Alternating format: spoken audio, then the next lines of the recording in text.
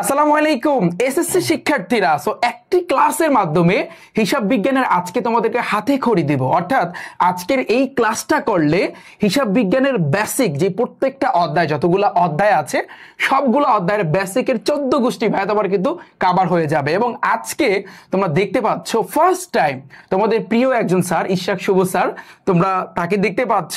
এবং আজকের এই প্রথম ক্লাসে আমি স্যারকে স্বাগতম জানাচ্ছি।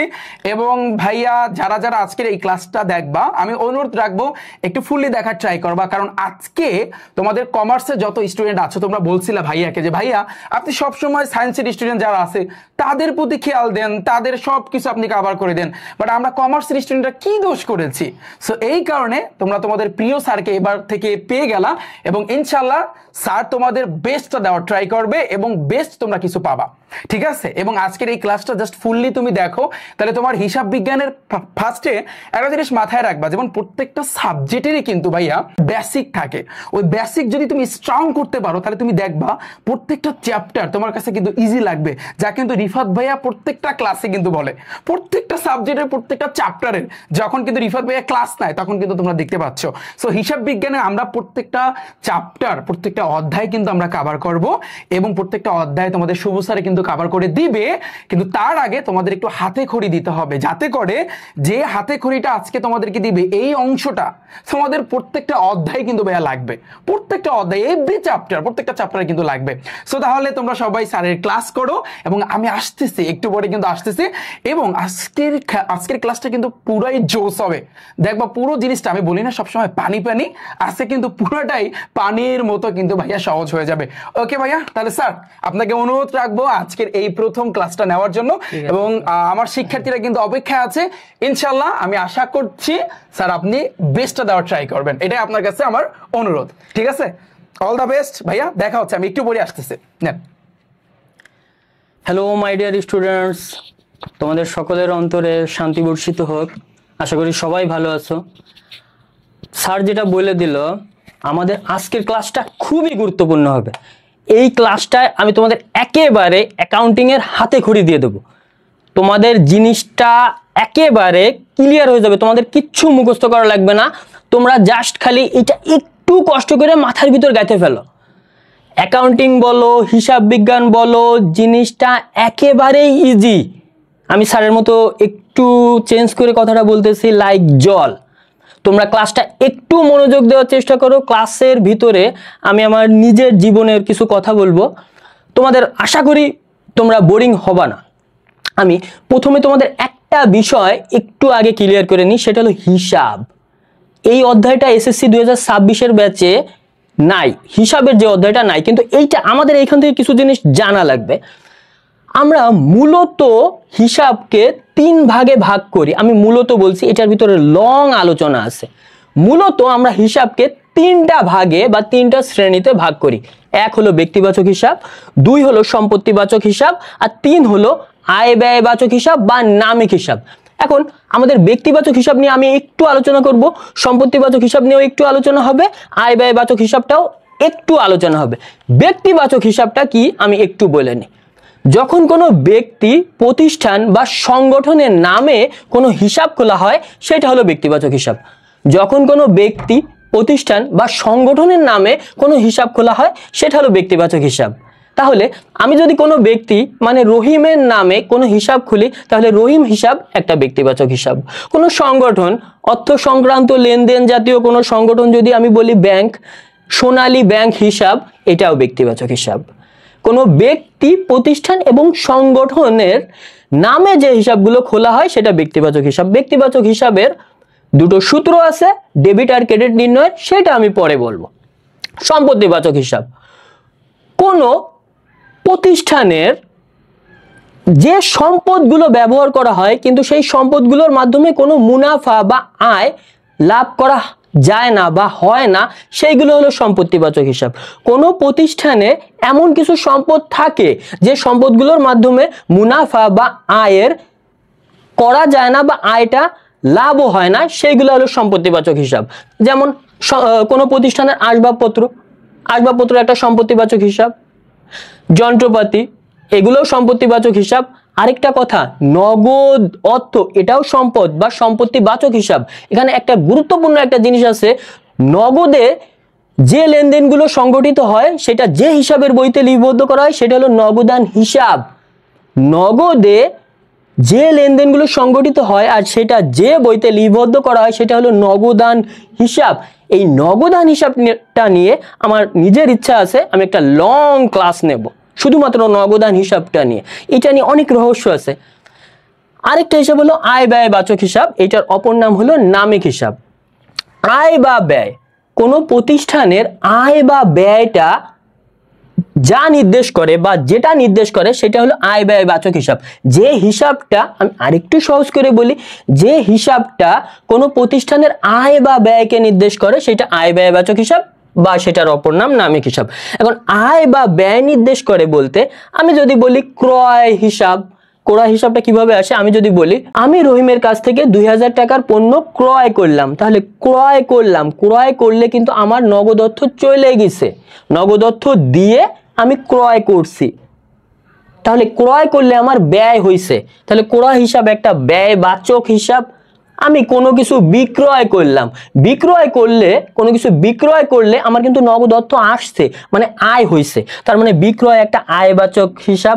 তাহলে যে হিসাবগুলো আয় বা ব্যয় নির্দেশ করে সেটা আয় বা ব্যয় বাচক হিসাব। আয় বা ব্যয় বাচক হিসাবের উদাহরণ আমি দিছি ক্রয় হিসাব, বিক্রয় হিসাব। এই তিনটা হিসাবের ব্যক্তিবাচক হিসাবের ডেবিট ক্রেডিট নির্ণয়ের একটা সুন্দর সূত্র আছে, সম্পত্তিবাচক হিসাবে ডেবিট ক্রেডিট নির্ণয়ের একটা সহজ সূত্র আছে, আয় ব্যয় বাচক হিসাবের আরেকটা সূত্র আছে।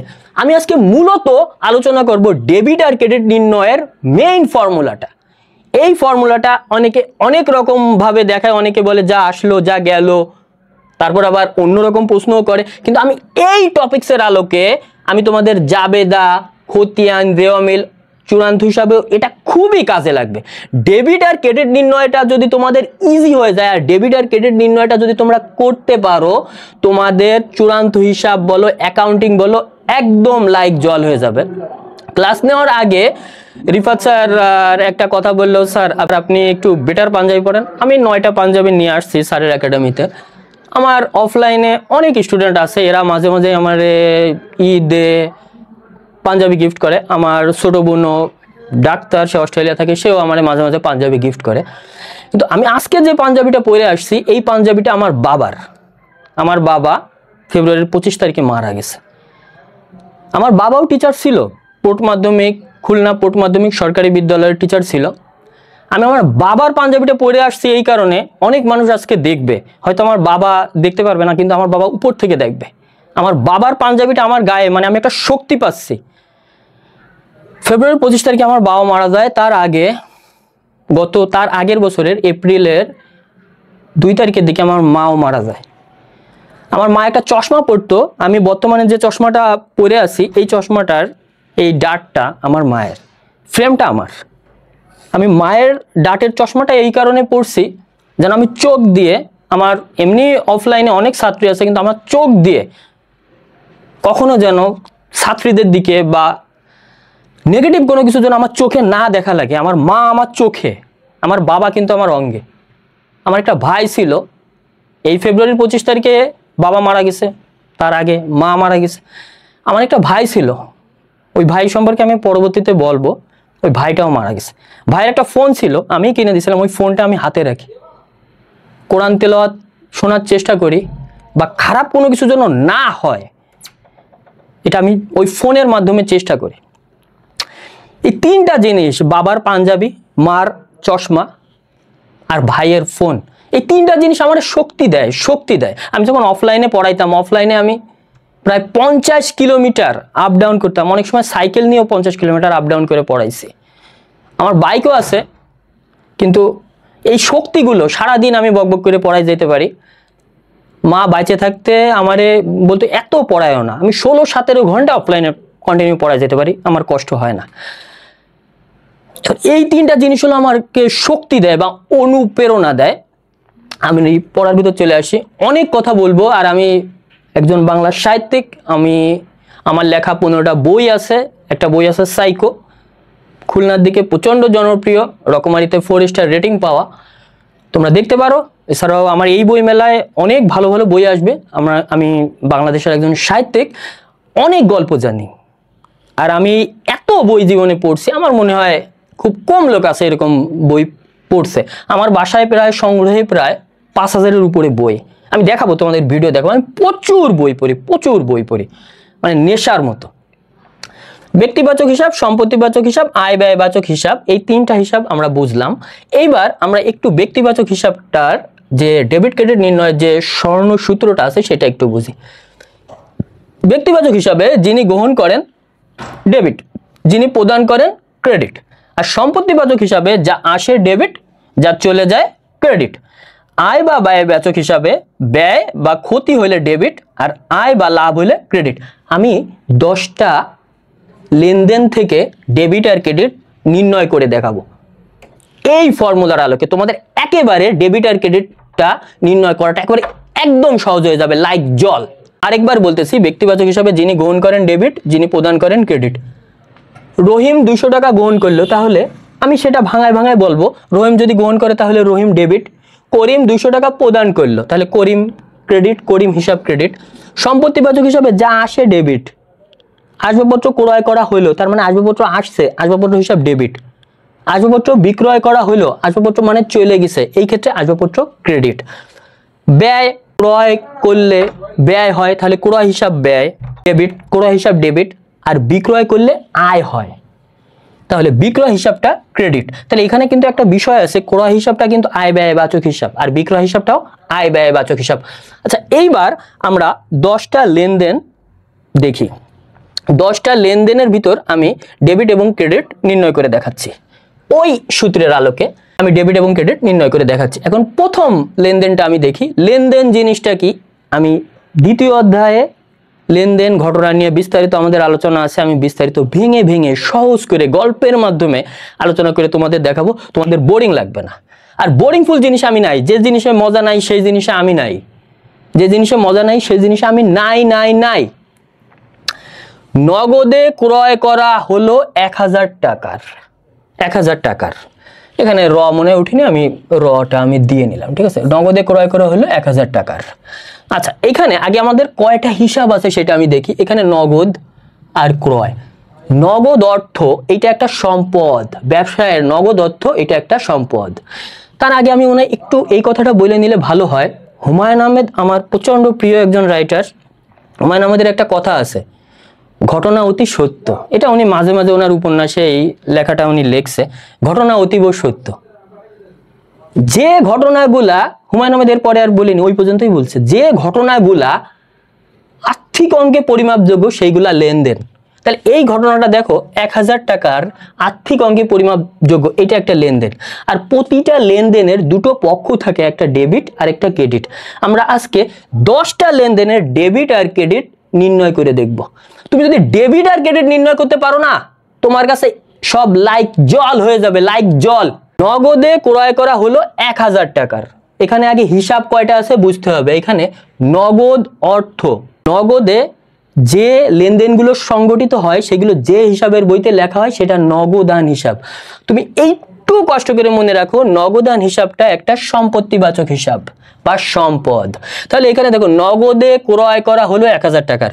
নগদে ক্রয় করছো, তাহলে ক্রয়, যেহেতু নগদে ক্রয় করছো, তোমার নগদ টাকা দেওয়া লাগছে, নগদ টাকাটা চলে গেছে। আর নগদ টাকা যদি চলে যায় সম্পদ বা সম্পত্তিবাচক হিসাবে, যা চলে যায় ক্রেডিট, তাহলে নগদান হিসাবটা হবে ক্রেডিট। অ্যাকাউন্টিং এ একটু ধারাবাহিকতা রক্ষার ক্ষেত্রে আগে ডেবিট অংশটা লিখতে হয়, পরে ক্রেডিট অংশটা লিখতে হয়। এখানে আরেকটা হিসাব আছে, ক্রয় হিসাব। ক্রয় করছো, তার মানে ক্রয়টা আগে কি হিসাব আমরা বুঝি, ক্রয়টা কিন্তু আয় ব্যয়বাচক হিসাব। আমি ওই যে বলছি, যে হিসাবের মাধ্যমে আয় এবং ব্যয় নির্দেশ করে সেটা আয় বা ব্যয়বাচক হিসাব। ক্রয় করলে ব্যয় হবে, ব্যয় নির্দেশ করবে, তার মানে ক্রয়টা একটা ব্যয়বাচক হিসাব। এখন ক্রয় তুমি করছো, ক্রয়টা ব্যয়বাচক হিসাব হলে, আর সকল এই যে ব্যয় হলে ডেবিট হয়।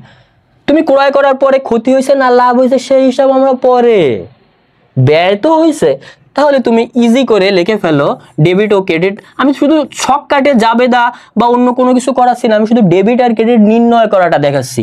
ক্রয় হিসাব, তাহলে তুমি লিখতে পারো ক্রয় হিসাবটা, যেহেতু ক্রয় করছো ব্যয় হয়েছে, ক্রয় হিসাবটা তাহলে তুমি লিখতে পারো ডেবিট। আমি শুধু ডেবিট আর ক্রেডিট নির্ণয় করাটা আমি তোমাদের দেখাচ্ছি। আর এখানে নগদান হিসাব, নগদান হিসাব, নগদ অর্থ তোমার চলে গেছে, তাহলে নগদান হিসাবটা তুমি লিখতে পারো নগদ অর্থ চলে গেলে সম্পত্তিবাচক হিসাবে ক্রেডিট। যদি এটা জাবেদা হইতো তাহলে জাবেদা হইলে আমাদের কিন্তু শক টানা লাগতো, আমি তোমাদের জাবেদা করাবো, শক টানা লাগতো, সেইখানে আরেকটা জিনিস লেখা লাগতো, এখানে যেহেতু দিয়ে লেখা লাগতো যেহেতু নগদে ক্রয় করা হলো। যেহেতু আমরা জাবেদা করতেছি না, শুধু ডেবিট আর ক্রেডিট নির্ণয় করাটা শিখতেছি, সেহেতু আজকে আমরা ওইটা আর লিখবো না। আমাদের 1 নম্বর লেনদেনে ডেবিট এবং ক্রেডিট নির্ণয় করা হয়ে গেছে। এইবার আমরা 2 নম্বর লেনদেনটায় আসি। 2 নম্বর লেনদেনটা লক্ষ্য করো, 2 নম্বর লেনদেনটা হলো বিক্রয় সংক্রান্ত।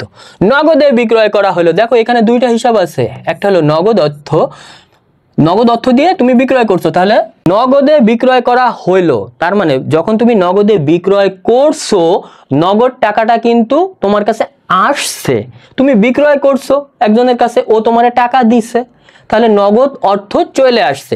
আর নগদান হিসাব আমি কিন্তু বলছি সম্পদ বা সম্পত্তিবাচক হিসাব, আর সম্পত্তিবাচক হিসাবে যা আসে ডেবিট, তাহলে তুমি ইজি করে লিখতে পারো নগদান হিসাব। এই ক্ষেত্রে নগদান হিসাবটা হবে ডেবিট।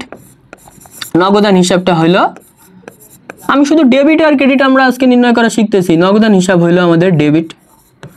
আর আমাদের বিক্রয় করলে তোমার কিন্তু আয় হয়েছে, লাভ ক্ষতির বিষয় কিন্তু পরে, বিক্রয় তুমি করছো তার মানে কিছু টাকা আয় হয়েছে, আর বিক্রয় কিন্তু আয় ব্যয়বাচক হিসাবের অন্তর্ভুক্ত, আর আয় ব্যয়বাচক হিসাবের ভিতর যদি আয়টা হয় তাহলে সেটা ক্রেডিট হয়।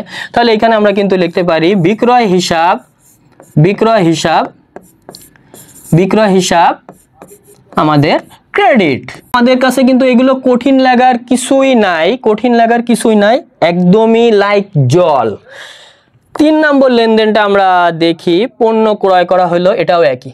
আমাদের যদি শুধু পণ্য ক্রয় করা হলো এরকম 3000 টাকা থাকে, 3000 টাকার বা 3000 টাকা থাকে, তাহলে বুঝতে হবে এটা নগদে ক্রয় করা হয়েছে। আর যদি ডাইরেক্ট উল্লেখ করা থাকে বাকিতে পণ্য ক্রয় করা হলো, তাহলে ওটা ধারে বা বাকিতে হয়েছে। পণ্য ক্রয় করা হলো, এখানে আমরা দেখি কয়টা, আমি বলছি যে পণ্য ক্রয় করা হলো, তোমার বুঝতে হবে নগদে পণ্য ক্রয় করা হলো, নগদে কথাটা অদৃশ্য অবস্থায় এর সাথে লেগে আছে, এটা বুঝে নিতে হবে।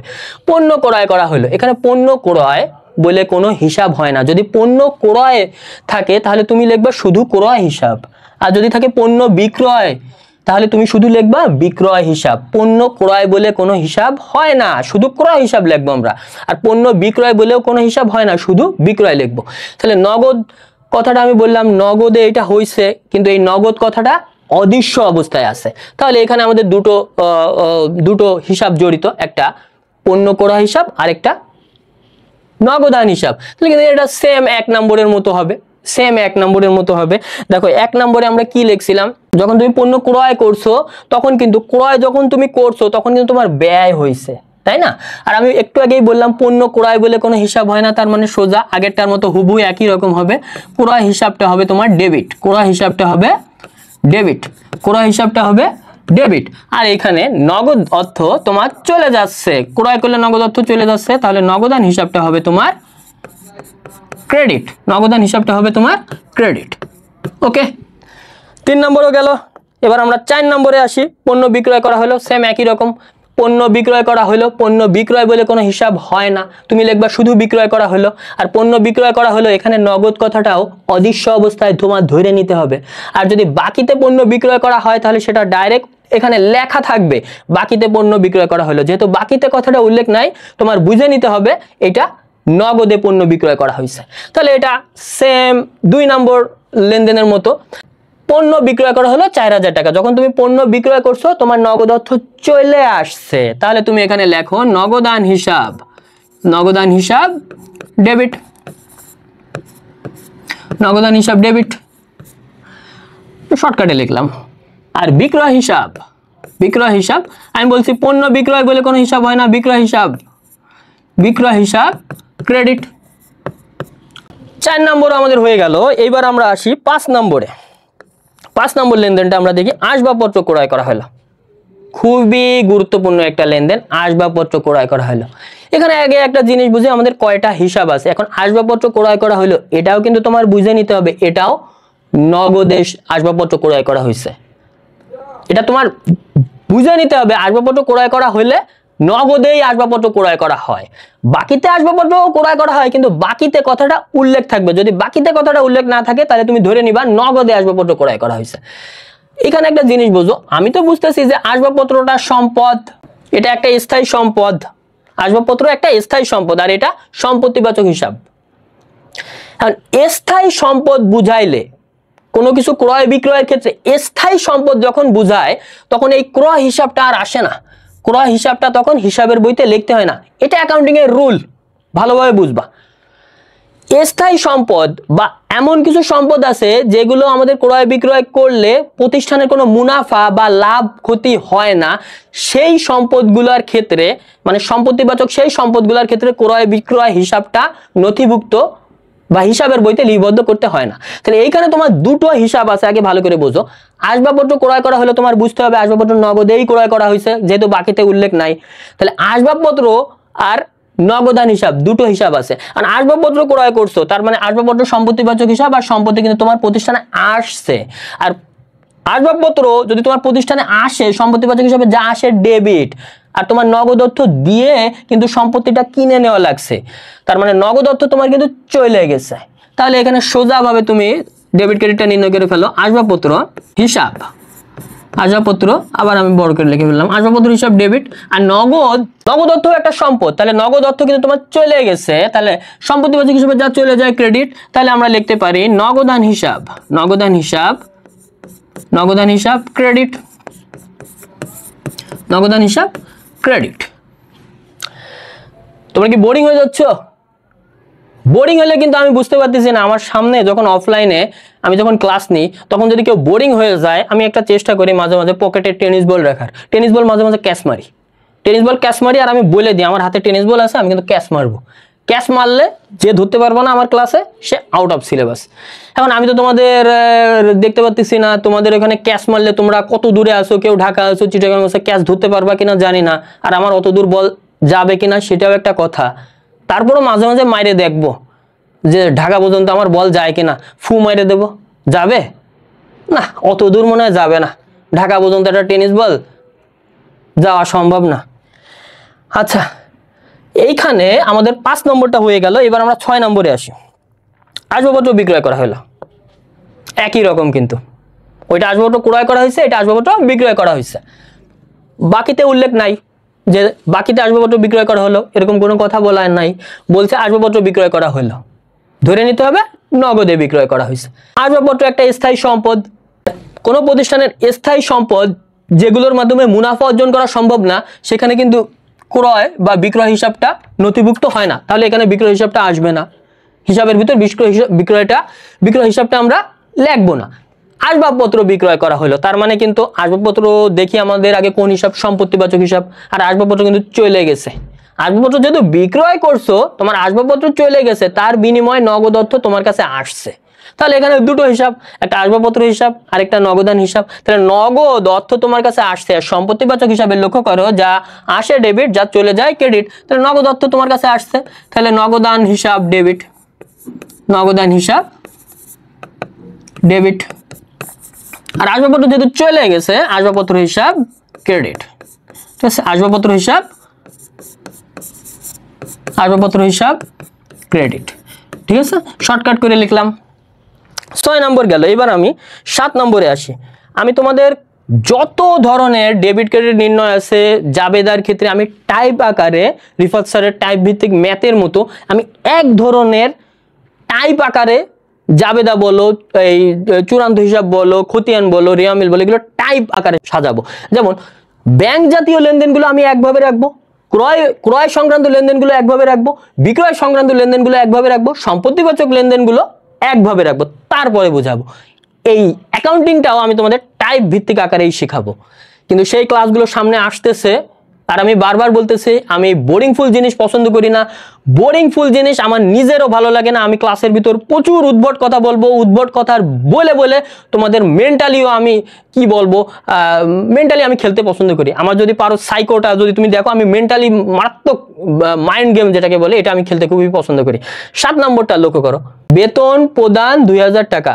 বেতন প্রদান তো আর বাকিতে হয় না, বেতন প্রদান 2000 টাকা, মানে তুমি ধরে নাও বেতন নগদে প্রদান করছে 2000 টাকা।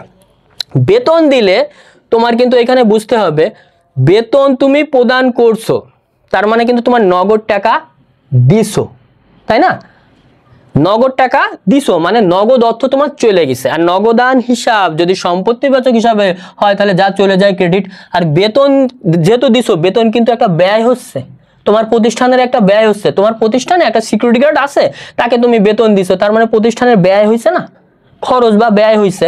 তাহলে বেতনটা আয় ব্যয় বাচকের ভিতর অন্তর্ভুক্ত। আর বেতনে যদি তোমার ব্যয় হয় তাহলে তুমি কিন্তু লিখতে পারো বেতন হিসাব, বেতন হিসাব ডেবিট। যেহেতু বেতন দিলে ব্যয় হচ্ছে, বেতন হিসাব ডেবিট। আর নগদ অর্থ বেতন দিলে কিন্তু চলে যাচ্ছে, আর নগদ অর্থ সম্পত্তিবাচক হিসাব, আর সম্পত্তিবাচক হিসাবে যা চলে যায় ক্রেডিট। তাহলে তুমি লিখতে পারো নগদান হিসাব ক্রেডিট, নগদান হিসাব ক্রেডিট, নগদান হিসাব ক্রেডিট। একদম সহজ, মাঝে মাঝে একটু দেখে নিও, রিফাত স্যারের ডায়লগ তো তোমরা জানো। আচ্ছা 8 নম্বরটা দেখো, চেকের মাধ্যমে বেতন প্রদান। চেক সংক্রান্ত লেনদেনগুলো ব্যাংকই করে থাকে, একটু মনে রাখো। আমি ডিসকাস করব, মানে বিস্তারিত আলোচনা করব। আমি কিন্তু বলছি যে ব্যাংক সংক্রান্ত লেনদেনগুলো আমি টাইপ আকারে সাজাবো, ক্রয় সংক্রান্ত লেনদেনগুলো আরেকটা টাইপ আকারে সাজাবো, বিক্রয় সংক্রান্ত লেনদেনগুলো আরেকটা টাইপ আকারে সাজাবো, আসবাবপত্র সংক্রান্ত যে লেনদেনগুলো, ব্যক্তিবাচক সংক্রান্ত যে লেনদেনগুলো, সেগুলো আমি টাইপ আকারে সাজাবো। এই চেকের মাধ্যমে বেতন প্রদান এটা ব্যাংক সম্পর্কিত। চেকটা প্রদান করে মূলত ব্যাংক, চেকটা প্রদান করে মূলত ব্যাংক। এইখানে দেখো চেকের মাধ্যমে বেতন প্রদান, তাহলে এইখানে বেতন তোমার প্রদান করছে, বেতন যেহেতু প্রদান করছে তাহলে বেতনটায় তোমার ব্যয় হচ্ছে, তাহলে বেতন হিসাব ডেবিট, বেতন হিসাব ডেবিট। আর বেতনটা কে প্রদান করছে? ব্যাংক। ব্যাংক কিন্তু তোমার ব্যক্তিবাচক হিসাব, আমি প্রথমেই বলে নিয়েছিলাম কোনো ব্যক্তি প্রতিষ্ঠান বা সংগঠনের নামে যে হিসাবগুলো খোলা হয় সেটা ব্যক্তিবাচক হিসাব। সোনালী ব্যাংক, জনতা ব্যাংক, এগুলো কিন্তু ব্যক্তিবাচক হিসাব। তাহলে এখানে কে প্রদান করছে, বেতনটা কে প্রদান করছে? আগের বার কিন্তু উল্লেখ করা ছিল না বেতনটা কে প্রদান করছে, এই কারণে কিন্তু নগদান হিসাব আসছে। কিন্তু এইখানে কিন্তু বলে দিছে চেকের মাধ্যমে, চেকের মাধ্যমে ব্যাংকই বেতনটা দেবে। তাহলে এখানে ব্যাংক হলো ব্যক্তিবাচক হিসাব, তাহলে ব্যাংক কিন্তু প্রদান করছে। তাহলে এখানে আমরা লিখতে পারি ব্যাংক হিসাব ক্রেডিট। কোন ব্যাংক সেটার উল্লেখ নাই, এজন্য আমি কোনো ব্যাংকের নামও উল্লেখ করলাম না, ব্যাংক হিসাব ক্রেডিট, ব্যক্তিবাচক হিসাবে যিনি প্রদান করেন ক্রেডিট। 8 নম্বরও আমাদের হয়ে গেল, দুটো আছে, আজকে দুটো বোঝাবো, আর দুটো লেনদেনে ডেবিট ও ক্রেডিট নির্ণয় করে আমি বোঝাবো। বিজ্ঞাপন বাবদ চেক প্রদান। চেক যেহেতু প্রদান করছে তার মানে এটাও ব্যাংকই প্রদান করছে, আর বিজ্ঞাপনটা কিন্তু ব্যয় হয়েছে। কোনো প্রতিষ্ঠানে, তোমার প্রতিষ্ঠানে তুমি যদি বিজ্ঞাপন দাও তাহলে একটা ব্যয় করতে হবে, ব্যয় হবে। তাহলে বিজ্ঞাপনটা কিন্তু আয় ব্যয় বাচক হিসাব, আর বিজ্ঞাপন দিলে ব্যয় হয়, আর আয় ব্যয় বাচক হিসাবে ব্যয় হলে ডেবিট হয়। তাহলে এখানে বিজ্ঞাপন হিসাবটা তুমি লিখতে পারো ডেবিট, বিজ্ঞাপন হিসাবটা ডেবিট, বিজ্ঞাপন হিসাবটা আমি লিখতে পারি ডেবিট। আর কে প্রদান করছে? চেক প্রদান যেহেতু করছে তাহলে অবশ্যই আমাদের বুঝে নিতে হবে চেক প্রদান করছে ব্যাংক, আর ব্যাংক সোনালী, জনতা, অগ্রণী, এই ব্যাংকগুলো ব্যক্তিবাচক হিসাব, আর ব্যক্তিবাচক হিসাবে যিনি প্রদান করেন সেটা ক্রেডিট হয়। তাহলে ব্যাংক হিসাব ক্রেডিট, ব্যাংক হিসাব ক্রেডিট। রিফাত স্যার কিন্তু ক্লাস শেষে আসবে এবং ফিনিশিংটা উনিই দেবে। মাঠময় আমি খেললাম, লাস্ট ফিনিশিং গোলটা রিফাত স্যারই দেবে। আমি রিফাত স্যারকে লাস্ট 10 নম্বর লেনদেনটা করার পর, আমি ডেবিট ও ক্রেডিট নির্ণয় করার পর আমি রিফাত স্যারকে ডাকতেছি। আসবাবপত্রের অবচয় ধার্য করা হলো। এখন অবচয় জিনিসটা কি? আমি একটা ঘড়ি কিনছি, মনে করো এটা রিসেন্টলি কিনছি, ইউনিক না? দেখছো ইউনিক কিন্তু। এই ঘড়িটা মনে করো আমি কিনছি 5000 টাকায়, আবার ধরে নিয়ে না 5000 টাকা দিয়ে কিনছি, 1 টাকা দিয়ে কিনছি। এই ঘড়িটা 5000 টাকা দিয়ে কেনার পর আমি 2 বছর পর এই ঘড়িটা কি 5000 টাকায় বিক্রি করতে পারবো? পারবো না। কোনো পাগলও 2 বছর পরে এই ঘড়ি 5,000 টাকা দিয়ে কিনবে না। মনে করো এই ঘড়িটা তখন আমি 3,000 টাকায় বিক্রি করলাম, নিজের 2,000 টাকায় ক্ষতি করে 3,000 টাকায় বিক্রি করলাম, তাহলে 2 বছর পরে 2,000 টাকায় কিন্তু আমার একটা অদৃশ্য ক্ষতি হইল। এই অদৃশ্য যে ক্ষতি এইটাকে বলে অবচয়, এটাকে বলে অবচয়। অবচয়টা কোনো প্রতিটা প্রতিষ্ঠানের একটা অদৃশ্যমান ক্ষতি, একটা অদৃশ্যমান ক্ষতি, মানে নির্দিষ্ট সময়ের পরে প্রত্যেকটা জিনিসেরই অদৃশ্যভাবে মূল্যের হ্রাস হয়, এইটা হলো অবচয়। আর এই অবচয় হিসাবটা কিন্তু আয় ব্যয় বাচক হিসাব, অদৃশ্যমান ক্ষতি। তাহলে ক্ষতি হইলে আমাদের কিন্তু ডেবিট হয়, ক্ষতি হইলে ডেবিট হয়। তাহলে আমাদের এখানে আগে দেখি আমাদের কয়টা হিসাব জড়িত, একটা অবচয় হিসাব আছে আর একটা আসবাবপত্র আছে। এই আসবাবপত্রের এখানে গ্যাপ, এই গ্যাপটা হবে না। আসবাবের কাছে কিন্তু আমি চিঠি বা পত্র দিইনি যে এদের আমি গ্যাপ রাখবো, এটা একটু প্রিন্ট মিস্টেক হয়েছে, আসবাবপত্র একসাথে লিখতে হয়। তাহলে এই আসবাবপত্রটা আমাদের সম্পত্তিবাচক হিসাব, আর আসবাবপত্রের অদৃশ্য অংশ কিন্তু চলে গেছে। অবচয় তো ক্ষতি, কিন্তু আসবাবপত্রের একটা অদৃশ্য ক্ষতি হয়েছে যে কারণে ওর মূল্য হ্রাস হয়েছে। এই কারণে আসবাবপত্রের কিন্তু অদৃশ্য কোনো কিছু চলে যদি যায়, তাহলে আসবাবপত্র যদি সম্পত্তিবাচক হিসাব হয় তাহলে যা চলে যায় সেটা ক্রেডিট, যা চলে যায় সেটা ক্রেডিট। আর অবচয়টা কিন্তু একটা অদৃশ্যমান ক্ষতি, একটা মূল্য হ্রাস, তাহলে অবচয় হিসাবটা আমাদের ডেবিট, অবচয় হিসাবটা ডেবিট, অবচয় হিসাবটা ডেবিট। আর আসবাবপত্র হিসাবটা ক্রেডিট, আসবাবপত্র হিসাবটা ক্রেডিট। আমি চেষ্টা করছি আমার প্রথম ক্লাসটায় খুব সহজ করে বোঝানোর। আমি যে কোনো টপিক্সে আমি 12 থেকে 13 বছর ধরে পড়াচ্ছি, আমি অনেক কঠিন টপিক্স আমি চেষ্টা করি খুব সহজ করে পড়ানোর। আর সহজ করে বোঝানোর জন্য আমি রিসেন্টলি আমি যখন কোনো স্যারের ভিডিও দেখি, আমি রিফাত স্যারের ভিডিও দেখে আমার নিজের প্রচণ্ড স্কিল ডেভেলপ হয়েছে। আমি নিজে প্রচুর বই পড়ি, তবে আমারও কিছু গাইডলাইন ফলো করতে হয় মাঝে মাঝে। আমি অনলাইনে তো আজকে আমার ফার্স্ট ক্লাস, আমার কিছু দুর্বলতা থাকতে পারে, তোমরা এই দুর্বলতাগুলো ক্ষমা সুন্দর দৃষ্টিতে দেখো। আমি নিজের ইমপ্রুভ করার চেষ্টা করব, আর কোথায় কোথায় দুর্বলতা আছে আমি সেটা নিজেও চিহ্নিত করব, আর সেখান থেকে যে ডেভেলপ করা যায় যদি, তাহলে আমি অবশ্যই সেখানে আমার ব্যর্থতাগুলো মানে যেন কাটায় তুলতে পারি, এটা আমি অন্তর থেকে চেষ্টা করব। তোমরা সবাই ভালো থাকো। রিফাত স্যার আসতেছে, রিফাত স্যার শেষ কথাগুলো বলবে, তোমরা রিফাত স্যারের কথাগুলো একটু মন দিয়ে শুনো। সো আমার স্টুডেন্ট যারা আছো, বলো তোমাদের শুভ স্যার কিভাবে তোমাদের শিখাইছে, একটু প্রত্যেকে কমেন্টে জানাবা যে আমি যেভাবে পানি পানি করে দিয়েছি তোমাদেরকে, তোমাদের শুভ স্যার কি পানি পানি করতে পেরেছে? আমি আশা করছি অবশ্যই পেরেছে, এবং প্রত্যেকে সবাই তোমাদের মতামত কমেন্টে কিন্তু জানাবা। ওকে, সো আমরা কিন্তু এইভাবে, তোমরা কিন্তু জানো যে তোমাদের রিফাত ভাইয়া অলরেডি তোমাদের একটা বিগ সারপ্রাইজ কিন্তু দিয়েছে, তোমাদের জন্য আরও সারপ্রাইজ আসবে। এবং আমরা চাচ্ছি আমরা প্রত্যেকটা স্টুডেন্ট এখন থেকে ধরে ধরে তোমাকে আমরা জিরো থেকে একেবারে প্রো লেভেলে ইনশাল্লাহ নিয়ে যাব। এটাই আমাদের এখন থেকে প্ল্যান এবং টার্গেট। তোমরা কিন্তু জানো আমি কিন্তু এই গণিতের যে প্রত্যেকটা চ্যাপ্টারের উপর কিন্তু লম্বা লম্বা ক্লাস দিচ্ছি, তোমরা কিন্তু জানো এটা হচ্ছে কিন্তু আমাদের ফ্রি ক্রাশ কোর্সের, যেখানে আমি কিন্তু বলেছি আমি 50% তোমাদেরকে ফুললি কভার করে দিব। সো সেই ক্লাস কিন্তু তোমরা দেখেছো, তাই না? সেমভাবে তোমাদের স্যারে অলরেডি রিফাত একাডেমিতে চলে আসছে। এখন থেকে ধুমায়া কোনো কথা নাই, শুধু ক্লাস হবে, জাস্ট ক্লাস দেখবা, এই সব কিছুর নোট কিন্তু তোমরা পেয়ে যাবা, A to Z সব কিছু পেয়ে যাবা। এবং এই নোট পাওয়ার জন্য স্যার একটু দেখি প্লিজ, হ্যাঁ, সো এই নোট পাওয়ার জন্য, নোট যদি তোমরা পেতে চাও, একটু এই সেট আসে, এই নোট যদি তোমরা পেতে চাও, তোমাদেরকে আমি বলেছি তোমাদের ফোনের মধ্যে যে ক্রোম ব্রাউজার আছে না ভাইয়া, ক্রোম ব্রাউজারে যাবা, ঠান্ডা মাথা এখানে যাবা, এখানে গিয়ে বলবা গুগল মামাকে যে গুগল মামা রিফাত একাডেমি কই, মানে rifatacademy.com। সো rifatacademy.com লিখে যখন তুমি সার্চ দিবা, ফার্স্টে কিন্তু আমার ওয়েবসাইটটা চলে আসবে। এখানে যখন যাবা, এবার একটু তুমি নিচের দিকে যাবা, নিচের দিকে একটু গেলে দেখবা এই যে তোমাদের শুভ স্যারকে চিনতে পারছো? আমি এবং তোমাদের শুভ স্যার, দেখো science, arts, commerce and vocational, just এটার উপর একটা ক্লিক করবা।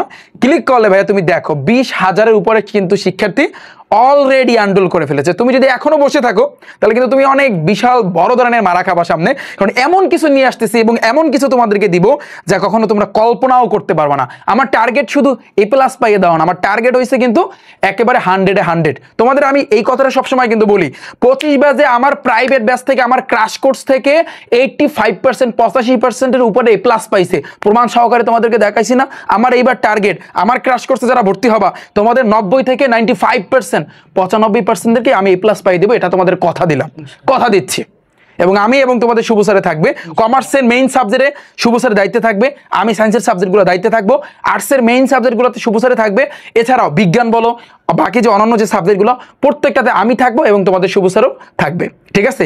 ইংরেজি গণিতে আমি আছি, কোনো সমস্যা নাই, একেবারে পুরোটাই পানি বানাই দেবো। এখানে দেখো জয়েন গ্রুপ আছে, এখানে জয়েন গ্রুপে যদি তুমি ক্লিক করো, তোমাদের জন্য যে ফেসবুক গ্রুপটা খোলা হয়েছে, প্রায় 28,000 শিক্ষার্থী অলরেডি আমাদের এই গ্রুপে কিন্তু জয়েন করছে। তুমি এখানে জয়েন হইতে পারো।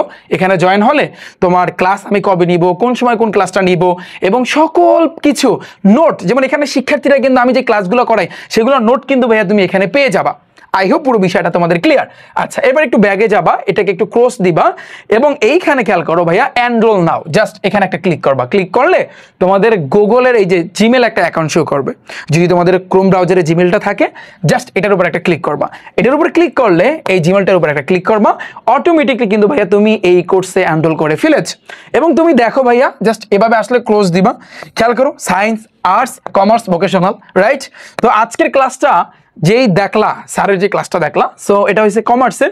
সো কমার্সে ক্লিক করলে এই যে হিসাব বিজ্ঞান, এখানে একটা ক্লিক করবা। এখানে ক্লিক করলে স্যারের ক্লাসটা এখানে শো করবে, স্যারের যে যা করাইছে এটার নোটটা কিন্তু তোমরা এখানে দেখতে পারবা। এবং রিফাত ভাইয়া কিন্তু তোমরা কিন্তু জানো যে তোমাদের জন্য আমি যেই তোমাদেরকে দেখাই এই যে কোর্সগুলো যে চালু করছে, আমি কিন্তু সবসময় কিন্তু বলি এখানে কিন্তু আমি তোমাদের 50% কভার করে দিব। এবং কিভাবে কভার করব অলরেডি কিন্তু তোমরা বুঝতে পারছো, ক্লাস দেখে তোমরা কিন্তু বুঝতে পারছো। সো তোমাদের স্যারে কিন্তু আরো ক্লাস নিয়ে আসতেছে। সো তোমরা কিন্তু ইচ্ছা করলে, তোমরা তো আসলে কমার্সের স্টুডেন্ট, আমি যদি তোমাদের কমার্সটা দেখাই, এই যে দেখো, খেয়াল করো, এই যে তোমরা যদি ইচ্ছা করো আমাদের প্রাইভেট ব্যাচে কিন্তু ভাইয়া ভর্তি হইতে পারো, যেখানে আমি লাইভের মাধ্যমে প্রত্যেকটা টপিক কিন্তু আমরা ধরিয়ে কিন্তু তোমাদেরকে কভার করে দিব। যেই কোর্সের ফি হচ্ছে কিন্তু মাত্র 2040 টাকা। অনেকে বলে ভাইয়া এক সাবজেক্ট, নো, তুমি দেখো 12টা সাবজেক্ট, কমার্সের মেইন 3টা সাবজেক্ট, বাকি যে অন্যান্য সাবজেক্টগুলো আছে না, বিজ্ঞান, অনেক কতগুলো সাবজেক্ট, গণিত, ইংরেজি, একসাথে হয়েছে কিন্তু 2040 টাকা। আমি এটা গ্যারান্টি দিয়ে বলতে পারি, বাংলাদেশের কোনো প্ল্যাটফর্ম এখন পর্যন্ত এই প্রাইসে এতগুলা সাবজেক্ট, তুমি হিসাব করো 12টা, এই যে 12 দিয়া 2040-এর ভাগ করো, দেখবে এক একটা সাবজেক্টের জন্য দাম পড়তেছে মাত্র 60-70 টাকা। তোমার 60-70 টাকায় তোমার full subject A to Z first থেকে লাস্ট পর্যন্ত কভার হয়ে যাচ্ছে। তুমি চিন্তা করো। সো এটা কিন্তু রিফাত ভাইয়া তোমাদের জন্য চালু করছে। কেন তুমি বলবা রিফাত ভাইয়া খারাপ পড়ায়, ভালো পড়াইতে পারে না? এটা কমেন্ট আমি মাঝে মধ্যে পাই, বাট অলওয়েজ যারা আমার ক্লাস দেখছো তোমরা কিন্তু জানো যে রিফাত ভাইয়া আসলে কিভাবে পড়ায়। আমি অলওয়েজ চিন্তা করি, আমি সবসময় বলি আমি কিন্তু ওই মধ্যবিত্ত ফ্যামিলির তার চেয়েও নিচের ছিলাম আমি, এবং আমি আমার জীবনে কিভাবে বড় হয়েছি এটা কিন্তু তোমরা অনেকেই গল্প শুনেছো, বাট সামনে ইনশাল্লাহ আমি আমার গল্পটা শেয়ার করব ইনশাল্লাহ, ঠিক আছে। এবং আমি চিন্তা করি সবসময় মধ্যবিত্ত ফ্যামিলির কথা, এই কারণে এত কম প্রাইসে সবগুলো সাবজেক্ট কিন্তু আমি তোমাদের কভার করে দিব। এবং কিভাবে কভার করে দিব আশা করছি তোমরা বুঝতে পেরেছো। সামনে আরো ক্লাস আসতেছে, আরো ক্লিয়ার হও, আর ক্লিয়ারলি তোমরা কিন্তু বুঝতে পারবা, ঠিক আছে। চ্যালেঞ্জ দিলাম 90 থেকে 95% শিক্ষার্থীদেরকে আমার ক্রাশ কোর্সে যারা ভর্তি হবা তোমাদের A+ আমি এনে দিব, কথা দিচ্ছি তোমাদের।